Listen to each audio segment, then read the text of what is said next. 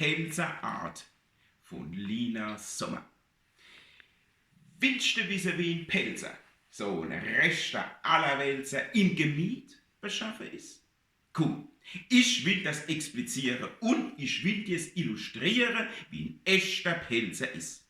Guck, ein Pelzer, der ist witzig, kniffig, pfiffig, flink und hitzig, reizfidel und gerade raus, dorstig, bostig, uverdrossen, voller Leben, voller Bosse, couragiert bis dorten aus.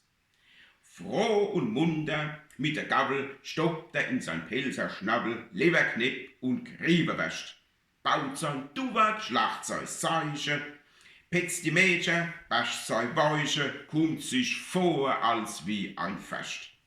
Uze, Duze, dich kariere, Robbe, Zoppe, dich bediere, du der gern auf Schritt und Tritt.